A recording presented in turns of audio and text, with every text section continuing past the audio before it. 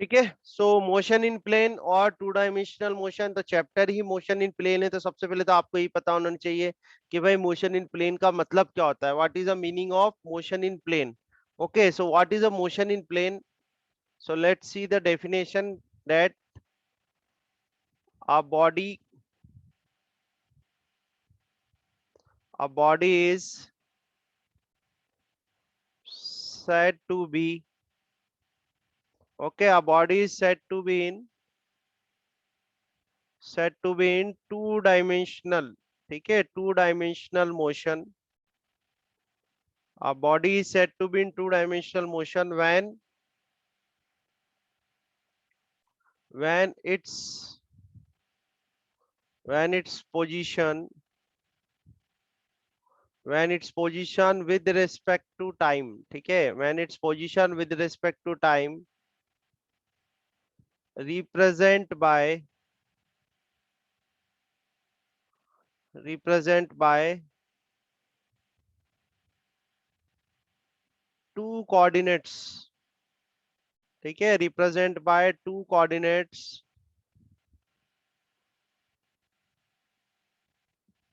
ठीक है। A body is said to be in two dimensional motion when its position with respect to time represent by two coordinates, और ये भी कह सकते हैं when its position changes with respect to time represent by the two coordinates. Coordinates कितने लेते हैं अपन? Three coordinates लेते हैं, एक्स वाई जेड।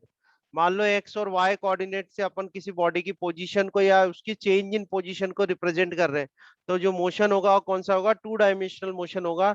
और टू डायमेंशनल मोशन को ही मोशन इन प्लेन कहते हैं, ठीक है। टू डायमेंशनल मोशन जो होता है उसी को ही मोशन इन प्लेन कहते हैं। फॉर एग्जाम्पल, कुछ एग्जाम्पल अपन देख लेते हैं इसमें। फॉर एग्जाम्पल, बहुत सारे एग्जाम्पल है, जैसे व्हेन अ थ्रोअर, थ्रोअर कह सकते हो, आप प्लेयर कह सकते हो, व्हेन अ थ्रोअर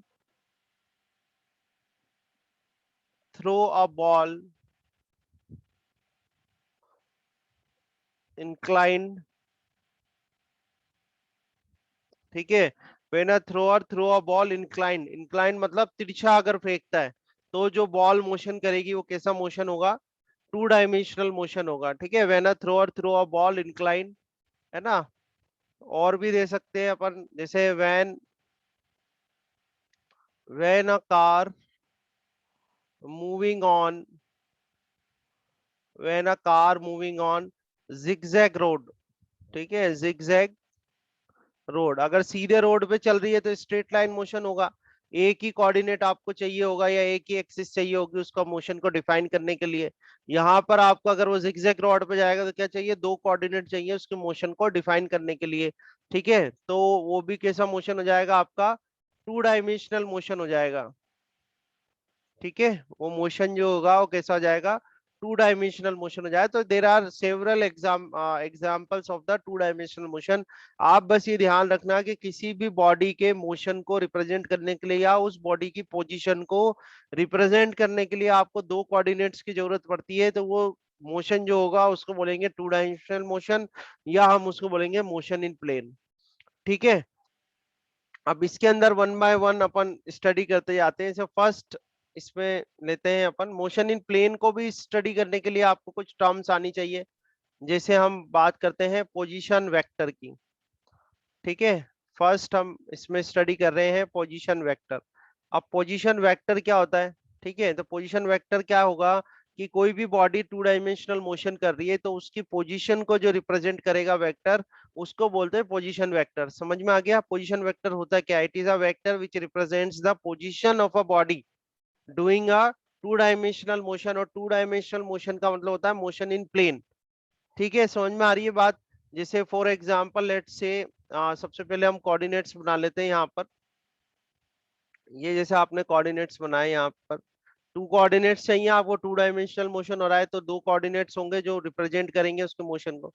तो ये ओ कर लिया, ये आपके, ये हमारी हो गई X axis, this is X axis and this one is a Y axis, ठीक है। So let us consider that at any time T a position of the body is at the point P. क्या कोई body है या object है, उसकी position कहाँ पर है? यहाँ पर है पी, ठीक है।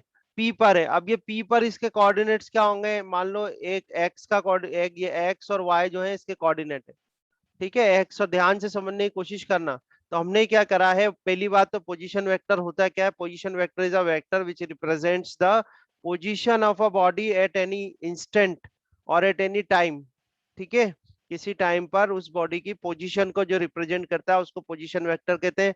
टू डायमेंशनल मोशन ले रहे हैं तो हमें दो दो कोऑर्डिनेट्स की जरूरत पड़ेगी, तो यहाँ पर एक्स और वाई क्या हो गए, कोऑर्डिनेट्स हो गए, ठीक है। तो हम लिखते हैं कि भाई let us consider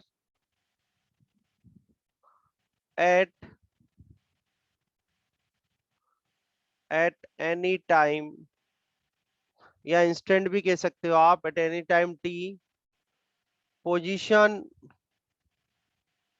position of object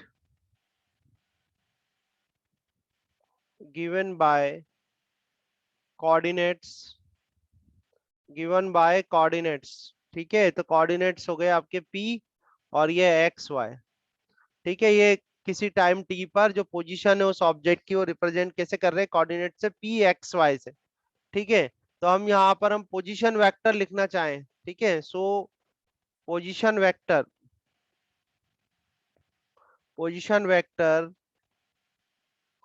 for, ठीक है, position vector for object P, ठीक है, eight any time T is given by, ठीक है, किसी टाइम टी पर उसका जो पोजीशन वेक्टर अपन देंगे गिवन बाय।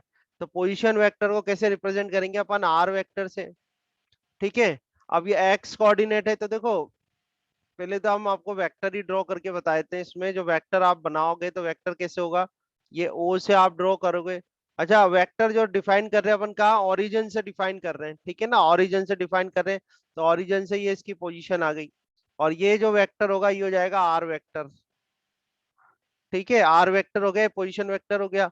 अब यहाँ देखो, अगर मैं इसको परपेंडिकुलर ड्रॉप करूं, यहाँ पर एक परपेंडिकुलर इधर ड्रॉप करा, एक परपेंडिकुलर यहाँ ड्रॉप करा, ठीक है। तो इसके कंपोनेंट्स आपको दिखेंगे।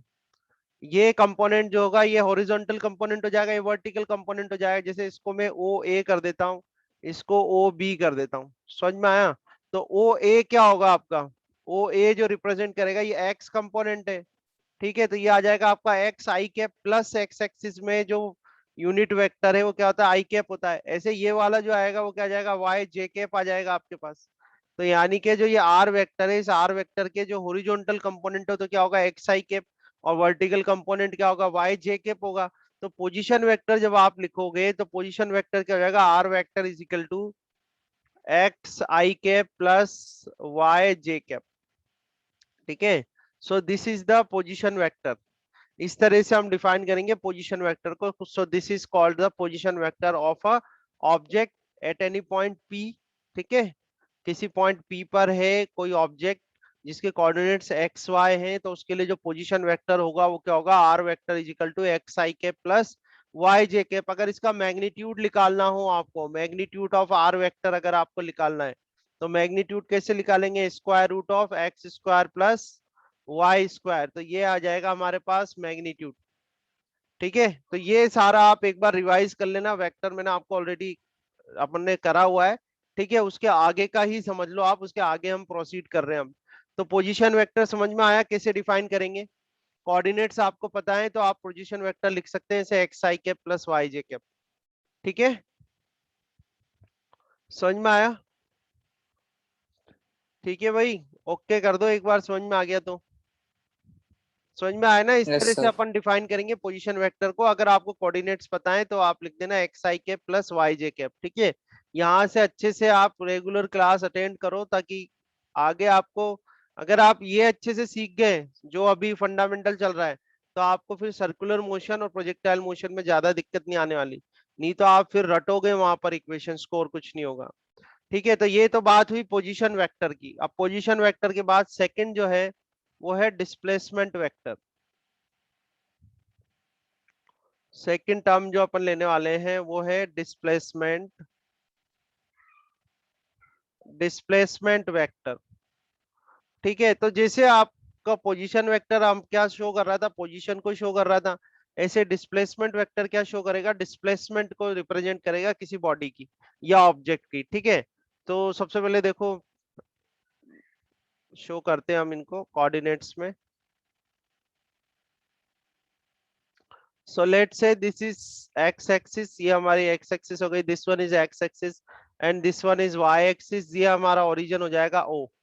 ठीक है, तो जो बॉडी है या ऑब्जेक्ट है एट एनी इंस्टेंट t1 जो है उसकी पोजीशन है p पर। ठीक है, p पर है उसकी पोजीशन, और पोजीशन को रिप्रेजेंट कर रहे हैं x1 y1 से, और टाइम यहाँ पर जो है वो टाइम कितना है, टाइम है t1। ठीक है, t1 टाइम पर जो बॉडी है वो उसकी पोजीशन क्या है, p पॉइंट पर है, तो p पॉइंट पे अपन उसको पोजीशन वेक्टर दे सकते हैं क्या, पोजीशन वेक्टर दे सकते हैं ना। यहाँ से अपन इस तरह से ये पोजीशन वेक्टर डिफाइन कर देंगे, ये आ गया पोजीशन वेक्टर। ठीक है, और इस पोजीशन वेक्टर को हम क्या लिखेंगे, r1 वेक्टर, तो ये r1 वेक्टर हो गया। ठीक है, तो अब हम आपसे कहें कि भाई जो टाइम t1 था, t1 टाइम पर जो ऑब्जेक्ट है वो कहां पर है, p पॉइंट पर है, तो उसका t1 टाइम पे पोजीशन वेक्टर लिखो। तो t1 टाइम पे जो पोजीशन वेक्टर आएगा उसका वो क्या आएगा, r1 vector is equal to, ठीक है, r1 vector is equal to x1 i cap plus y1 j cap. आ जाएगा नहीं आ जाएगा, ठीक है कि नहीं है, करेक्ट है ना। पोजीशन वेक्टर अभी आप स्टडी करके आए हो, ये रहा पोजीशन वेक्टर। आपको कोऑर्डिनेट्स पता है, t1 टाइम पर ध्यान रखना, t1 टाइम पर जो पोजीशन है ऑब्जेक्ट की वो कहां पर है, p पॉइंट पर है, और p पॉइंट पर कोऑर्डिनेट्स उसके हैं x1 y1। तो x1 y1 में है, तो t1 टाइम पर जब उसका पोजीशन वेक्टर अपन देंगे तो पोजीशन वेक्टर क्या आ जाएगा, r1 vector is equal to x1 i cap plus y1 j cap. ठीक है, अब क्या करते हैं, t2 टाइम लेते हैं कि भाई t2 टाइम पर जो उसकी, T2 टाइम पर जो है वो ये आ गया, नई पोजीशन आ गई उसको Q पॉइंट पे आ गया वो। ठीक है, T2 टाइम पर उसकी नई पोजीशन आ गई Q, और अब उसके कोऑर्डिनेट हो गए x2 y2। ठीक है, और टाइम जो है यहाँ पर कितना है, T2 है, टाइम कितना है, T2 है, तो अब T2 टाइम पर उसका क्या पोजीशन वेक्टर होगा। तो T2 टाइम पर अगर हम पोजीशन वेक्टर दें उसका, तो T2 टाइम पर पोजीशन वेक्टर ये इस तरह से डिफाइन हो जाएगा, ये डिफाइन हो गया। ठीक है, ये रखा आपने इधर, और इसको कर दिया R2 वेक्टर, ये R2 वेक्टर हो गया। ठीक है, तो ऑब्जेक्ट सेम है पर T2 टाइम पे उसकी पोजीशन चेंज होकर कितनी हो गई, ये आ गई Q पर आ गया वो। तो अब इस समय इसका क्या हो जाएगा, पोजीशन वेक्टर R2 वेक्टर लिखोगे आप। ठीक है, क्या लिखोगे, R2 वेक्टर लिखोगे। तो R2, हाँ वेरी गुड, तो R2 वेक्टर समझ में आ रहा है ना। देखो रेगुलर क्लासेस लोगे तो कोई प्रॉब्लम नहीं आएगी, नहीं तो फिजिक्स ऐसा सब्जेक्ट है कि आपको बहुत प्रॉब्लम हो जाएगी आगे जाके। तो ये आ गया y2, और इधर आ गया ये j कैप, ये सेकंड इक्वेशन आ गई। अभी तो बहुत आसान लगेगा आप रेगुलर पढ़ोगे तो भाई अब t2 टाइम पे जो उसका पोजीशन वेक्टर है वो क्या हुआ, r2 vector is equal to x2 i cap plus y2 j cap. अब हम ये कहें कि भाई टाइम इंटरवल जो है, टाइम इंटरवल कितना हुआ इसमें, t2 माइनस t1। तो t2 minus t1 time interval में उसकी डिस्प्लेसमेंट हमको फाइंड आउट करनी है। ठीक है, हमें करना क्या है कि भाई in time interval, in time interval, in time interval delta t is equal to t2 minus t1। ठीक है, in time interval this delta t मतलब t2 minus t1, the displacement vector, the displacement vector is given by delta are vector. जो displacement vector है, time interval है t2 minus t1, t2 minus t1 में वो p से q आ गया, तो p से q आ गया, जो टाइम इंटरवल है वो डेल्टा t से डिनोट कर दिया, और जो डिस्प्लेसमेंट उसकी हो रही है उसको रिप्रेजेंट कर दिया डेल्टा आर वेक्टर से। ठीक है, तो क्या होगा भाई, देन हमें फाइंड आउट करना है डेल्टा आर वेक्टर। तो देखो भाई यहाँ पे जो है, ध्यान से देखना, P से Q आ रहे हैं अपन, तो P से Q आ रहे हो आप, तो P से Q अपन, ये P से Q आ गए आप, ये P से Q आ गया। तो P से Q जो आप आए हैं यहाँ से यहाँ तक, ये P से Q, इसको हम डिनोट कर रहे हैं डेल्टा आर वेक्टर से। और ये जो डेल्टा आर वेक्टर है, this delta are vector is a, this delta are vector is a displacement vector. ठीक है, ये डेल्टा आर वेक्टर क्या है, डिस्प्लेसमेंट वेक्टर है। तो देखो हम इसमें ट्राइंगल लॉ लगाते हैं, by triangle law, by triangle law of, by triangle law of vector addition. पढ़ा है आपने, तो हम बार बार आपसे कह रहे हैं कि वेक्टर जो मैंने पहले आपको पढ़ाया है, हमने स्टडी करा है, उसको दोबारा रिवाइज कर लेना, ठीक है। By vector law of, by triangle law of vector addition, तो वेक्टर एडिशन का लॉ लगाते हैं अपन, ठीक है। तो देखो सिंपल सिंपल सा लॉ है वेक्टर एडिशन का, ट्राइंगल लॉ का, कि जो कंटिन्यूअस जा रही है उसका सम जो है वो अपोजिट के बराबर होता है। तो कंटिन्यूअस कौन जा रही है, तो R one vector plus delta R, ठीक है, R one vector plus delta are vector, ये तो कंटिन्यूअस हो गई। और अपोजिट कौन सी, आर टू वेक्टर, तो इजिकल टू आ जाएगा ये आर टू वेक्टर। हमें फाइंड आउट करना है डेल्टा आर वेक्टर, ठीक है। तो delta are vector is equal to क्या आ जाएगा, R two vector minus are one vector. समझ में आ रहा है। तो पहली तो बात ये ध्यान रख लो कि जो डिस्प्लेसमेंट वेक्टर उसका फॉर्मूला क्या है आपके पास, delta are vector is equal to r two vector minus are one vector. समझ में आ रही है यहाँ तक बात।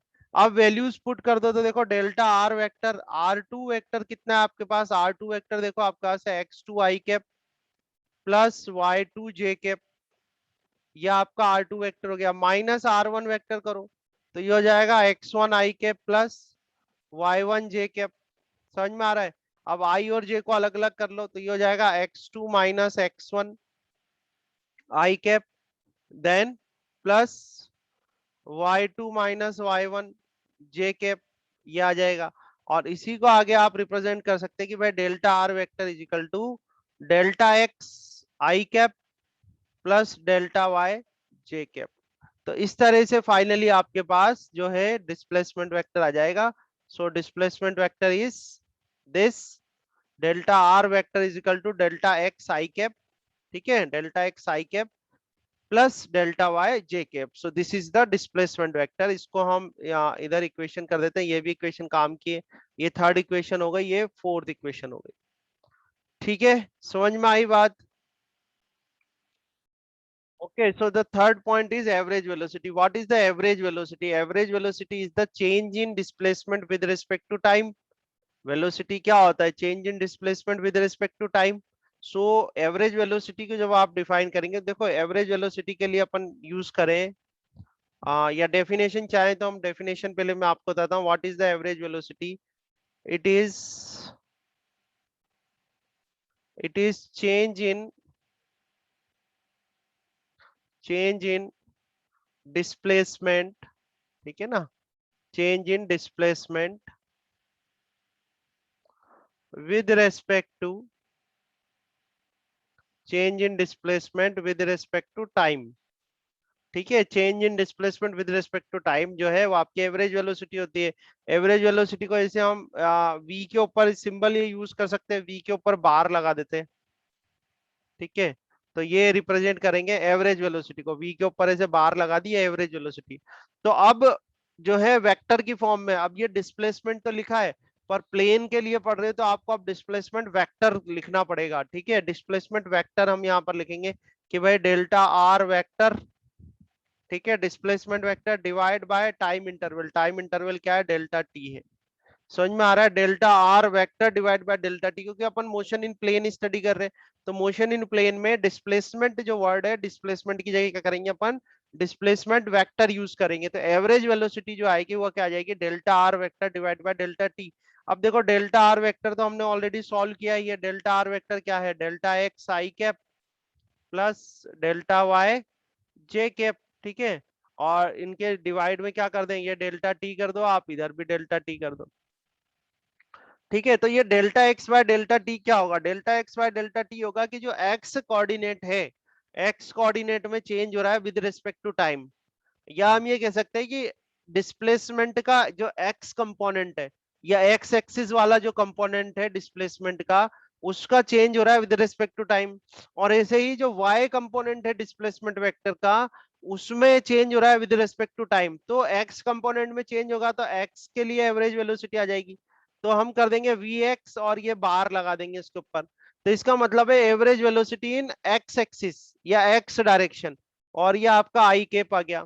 या हम इसको ये भी कह सकते हैं कि भाई हॉरिजॉन्टल कंपोनेंट है ये, horizontal component of the average velocity. और ऐसे ही आप यहाँ करोगे V Y vector, V Y और ये बार लगा दोगे, यानी कि एवरेज वेलोसिटी का जो है ये वाई कंपोनेंट आ गया, वाई एक्सिस में एवरेज वेलोसिटी आ गई, और इसको कर दोगे आप जे कैप। तो इस तरह से आपके पास आ जाएगी एवरेज वेलोसिटी। तो ये एवरेज वेलोसिटी का एक्सप्रेशन आ जाएगा, इसको मैं यहाँ पर फर्स्ट कर देता हूँ। ये आ गई आपके पास एवरेज वेलोसिटी, समझ में आया। वी एक्स बार का मतलब, वी एक्स बार क्या हो जाएगा यहाँ पर, अगर मैं यहाँ पर लिखना चाहूं कि वी एक्स बार, तो ये आ गई आपकी एवरेज वेलोसिटी इन एक्स डायरेक्शन। तो इसको आप क्या लिखोगे, D x by D T से डिनोट कर दोगे। ऐसे ही हम करें वी वाई बार, तो वी वाई बार कितना हो जाएगा आपका, delta Y divide by delta T. ठीक है, इस तरह से एवरेज वेलोसिटी आ जाएगी। अब एवरेज वेलोसिटी से ही रिलेटेड एक टॉपिक और अपन इसमें ले लेते हैं, जिसको बोलते हैं इंस्टेंटेनियस वेलोसिटी। हमने स्टडी भी करा था instantaneous velocity straight line motion में भी। इंस्टेंटेनियस, इंस्टेंटेनियस वेलोसिटी, ठीक है। अब जो इंस्टेंटेनियस वेलोसिटी होती है वो क्या होती है, इंस्टेंटेनियस वेलोसिटी होती है वेलोसिटी एट एनी इंस्टेंट। ये सब हमने स्टडी करा है पहले मोशन इन स्ट्रेट लाइन में, हर एक चैप्टर रिलेटेड है दूसरे से, इसलिए आपको उनको सीक्वेंस में स्टडी करना है, ठीक है। तो इंस्टेंटेनियस वेलोसिटी क्या होती है, वेलोसिटी एट एनी इंस्टेंट, या और इंस्टेंट क्या होता है, जब टाइम इंटरवल क्या होता है, बहुत छोटा होता है, time interval is going to be finish, और बहुत छोटा जो टाइम इंटरवल होता है उसको इंस्टेंट कहते हैं। तो यहाँ पर जब आप डिफाइन करेंगे इंस्टेंटेनियस वेलोसिटी को, इंस्टेंटेनियस वेलोसिटी को मैं वी से बता रहा हूँ, तो हम क्या करते हैं, लिमिट लगाते हैं यहाँ पे, और लिमिट लगा के delta T tends to zero कर देते हैं, ठीक है। लिमिट लगाएंगे और लिमिट लगा के क्या करेंगे, delta T tends to zero, मतलब time interval is going to be finish, ठीक है। और यहाँ पर आ जाएगा आपके पास delta are vector and divide by delta t, delta are vector divide by delta t, ये हमारे पास फॉर्मूला बनेगा फॉर इंस्टेंटेनियस वेलोसिटी, ठीक है। अब इंस्टेंटेनियस वेलोसिटी को आगे सॉल्व किया जाए तो देखो ये कुछ ऐसा हो जाएगा कि, देखो इस तरह से हो जाएगा कि लिमिट सबकी अलग अलग हो जाएगी, कि limit delta T tends to zero, यहाँ पर आ जाएगा delta x by delta T, ठीक है। और ये आ जाएगा i cap plus limit delta T tends to zero, ठीक है। ये हो जाएगा delta Y divide by delta t, और ये हो जाएगा जे कैप, ठीक है। तो ये फॉर्मूले हमने, देखो ये एक्स कंपोनेंट हो गया इंस्टेंटेनियस वेलोसिटी का, और ये वाई कंपोनेंट हो गया इंस्टेंटेनियस वेलोसिटी का, रिप्रेजेंट करते हैं इसे, इसमें कोई घबराने की बात नहीं है। तो एक्स कंपोनेंट को अपन वी एक्स से बता देते तो ये वी एक्स आई कैप आ जाएगा, वाई कंपोनेंट को वी वाई से बता देते तो वी वाई जे कैप आ जाएगा, और ये वी आ जाएगा आपके पास, ठीक है, वी वेक्टर। इंस्टेंटेनियस वेलोसिटी को डिफाइन कर रहे हैं, तो इंस्टेंटेनियस वेलोसिटी जो होती है, इंस्टेंटेनियस वेलोसिटी का जो फॉर्मूला आएगा आपके पास वो क्या आ जाएगा, V X I cap plus V Y J cap, ठीक है। ये सेकंड आ गया, ध्यान रखना ये सेकंड इक्वेशन किसके लिए लिखी है मैंने, फॉर द इंस्टेंटेनियस वेलोसिटी। अब इस इंस्टेंटेनियस वेलोसिटी का अगर मैग्नीट्यूड निकालना हो अपन को, तो मैग्नीट्यूड बहुत आसान है, ये एक्स का स्क्वायर हो जाएगा V X square plus V Y square हो जाएगा, ठीक है। अगर डायरेक्शन निकालनी हो आपको, जैसे डायरेक्शन निकालनी हो, डायरेक्शन ऑफ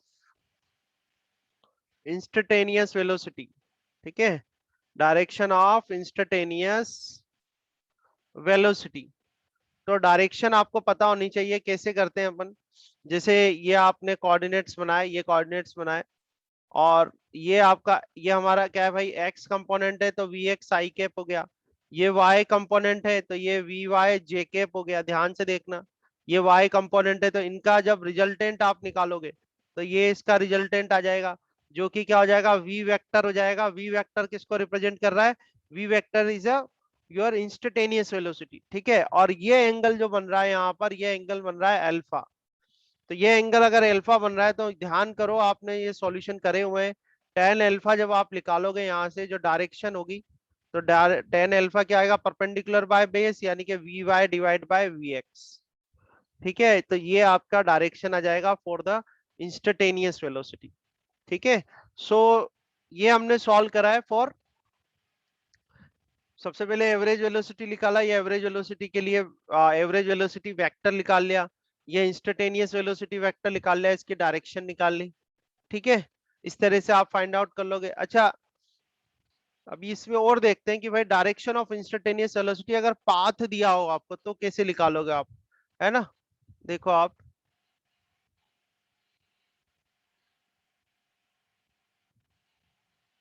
आपके कुछ भी क्वेश्चन हो तो आप लोग क्वेश्चन पूछ सकते हो भाई, मैं क्लियर करूंगा आपको, आंसर करूंगा आपके क्वेश्चंस का। ठीक है।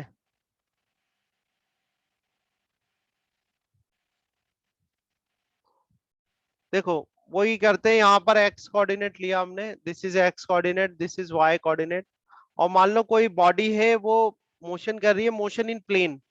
ठीक है, और मोशन इन प्लेन में उसका पाथ कुछ इस तरीके का है, ये कुछ पाथ है उसका। ठीक है, इस तरीके का उसका पाथ है। अब इसके पाथ में हमने दो पॉइंट ले लिए, एक पॉइंट ले लिया ये पी पॉइंट ले लिया।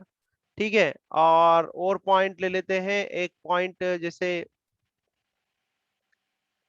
जैसे यहाँ पर एक पॉइंट ले लिया क्यू पॉइंट। ठीक है, पी पॉइंट क्यू पॉइंट ले लिया, माने कि T1 टाइम पर मान लो वो पी पॉइंट पर थी और T2 टाइम पर कहाँ थी, क्यू पॉइंट पे थी।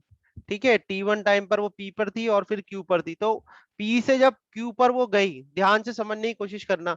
यहाँ पर जो टाइम था वो T1 था, यहाँ पर टाइम क्या था, T2 था, ध्यान से समझना बेटा, है ना। तो टाइम इंटरवल क्या हो गया अपना, टाइम इंटरवल जो है यहाँ से कितना आ गया आपके पास, T2 माइनस T1 हो गया।